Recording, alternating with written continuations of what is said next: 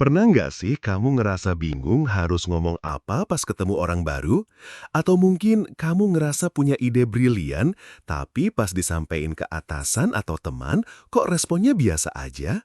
Rasanya kayak ada dinding tak terlihat antara kamu dan orang lain.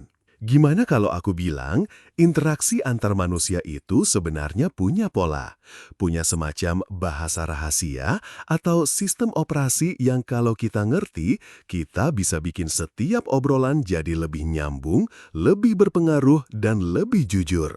Mungkin kamu mikir, palingan disuruh jadi orang yang beda, atau aku nggak suka mainin psikologi orang. Tapi gimana kalau ini bukan soal manipulasi, tapi soal komunikasi yang lebih cerdas dan lebih empatik? Atau jangan-jangan kamu lagi di fase capek selalu jadi orang yang ngalah, ngerasa sering dimanfaatin, atau susah banget bikin orang lain percaya sama kamu. Rasanya kayak kamu udah berusaha jadi orang baik, tapi kok seringnya malah jadi korban keadaan. Mungkin kuncinya bukan cuma soal apa yang kita katakan, tapi soal pemahaman kita tentang cara kerja pikiran manusia. Tentang sinyal-sinyal kecil yang tanpa sadar kita dan orang lain pancarkan.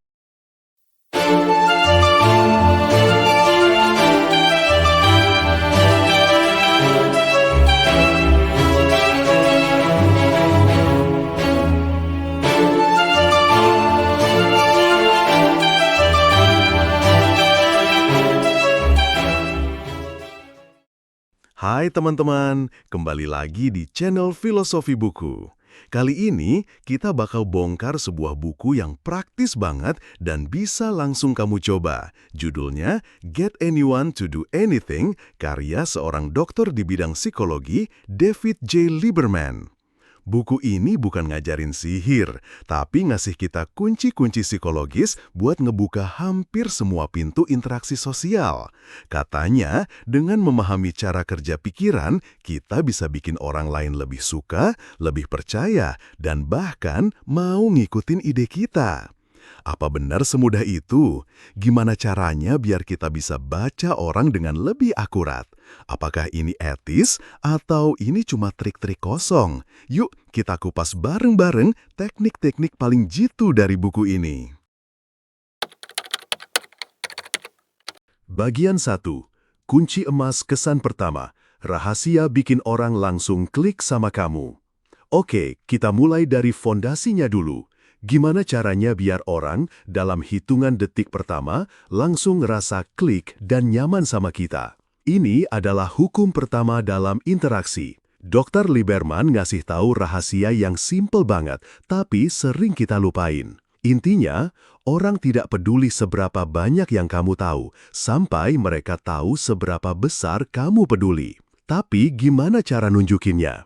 Bayangin gini deh, kamu lagi di sebuah pesta, ketemu orang baru. Biasanya apa yang kamu lakuin? Langsung cerita soal kerjaanmu, pamer pencapaianmu. Kata buku ini, itu kesalahan besar. Tekniknya adalah fokus sepenuhnya pada orang itu.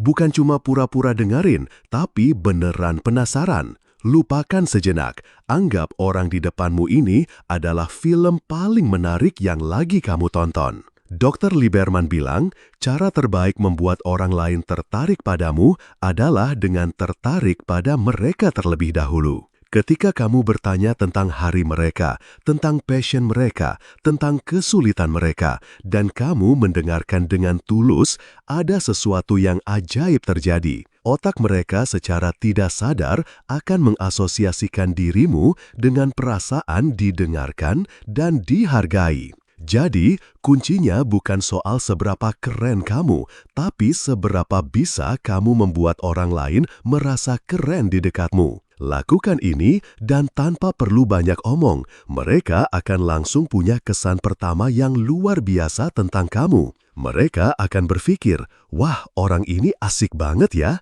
padahal kamu belum cerita apa-apa tentang dirimu. Oke, kita lanjut ke bagian 2. DNA orang yang menarik adalah lebih dari sekadar penampilan. Nah, kalau tadi soal kesan pertama, sekarang kita naik level. Gimana caranya biar orang gak cuma suka, tapi juga ngeliat kamu sebagai pribadi yang menarik dan berkualitas tinggi atau pure gold. Hukum kedua ini mungkin agak non-intuitif.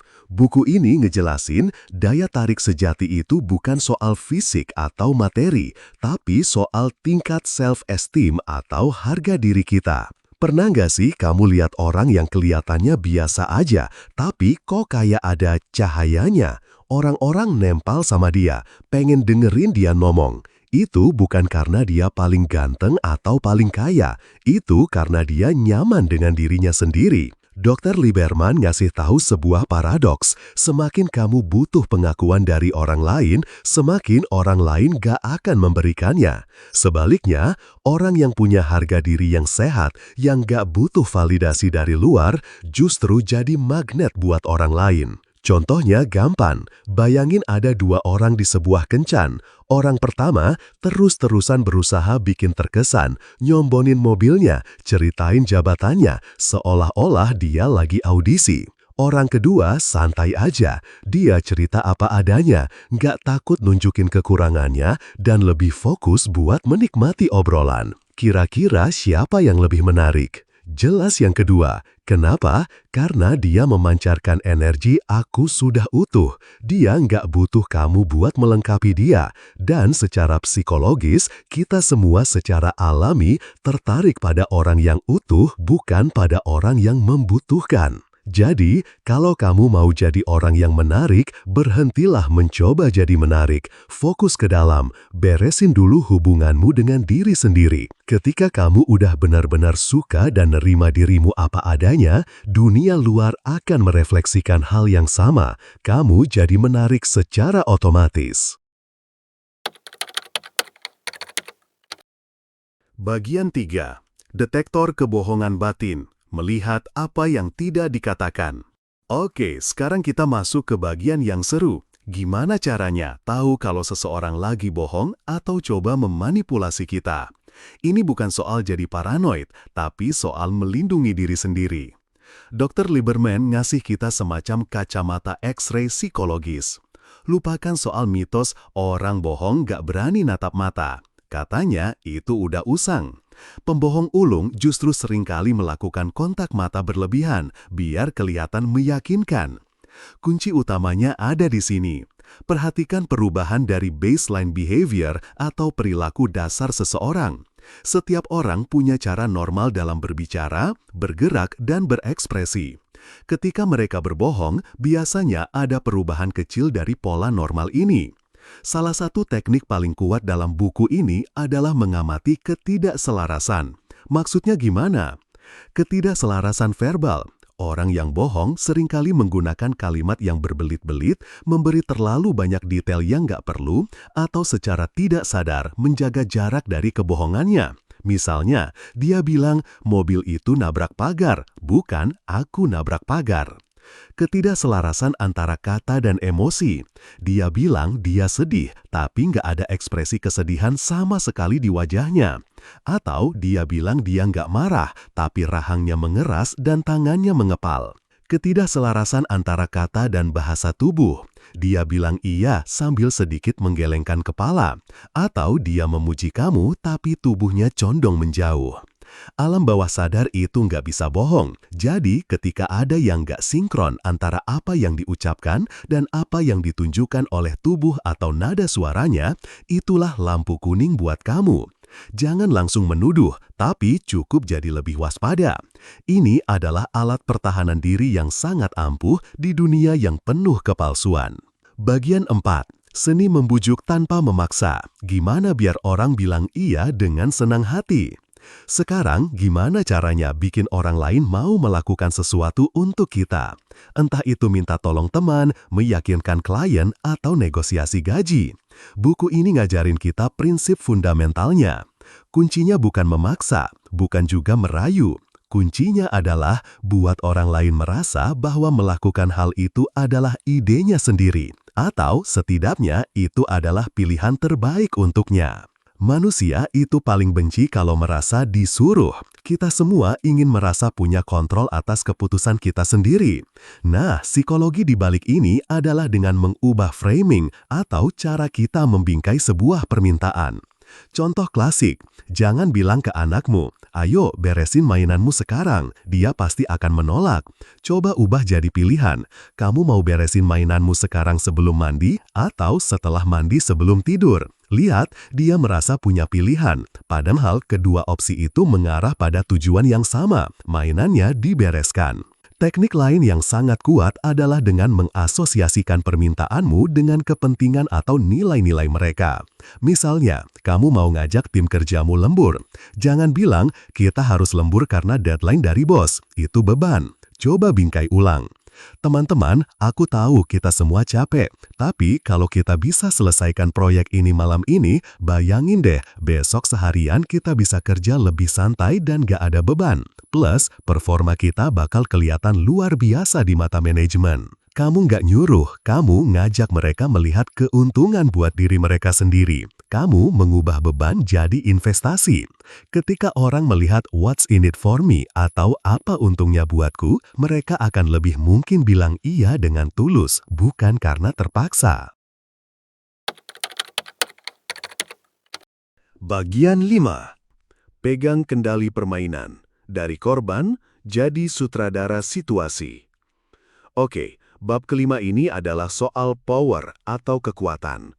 Bukan kekuatan fisik ya, tapi kekuatan psikologis dalam sebuah interaksi. Gimana caranya kita yang pegang kendali, bukan jadi pihak yang terus-terusan bereaksi terhadap orang lain? Hukumnya begini, siapa yang mendefinisikan situasi, dialah yang mengendalikannya. Seringkali kita masuk ke dalam sebuah interaksi dan tanpa sadar kita mengikuti aturan main yang dibuat oleh orang lain. Misalnya, ada rekan kerja yang datang ke mejamu dan langsung ngomel-ngomel soal pekerjaanmu. Secara refleks, apa yang kamu lakukan? Mungkin kamu langsung membela diri.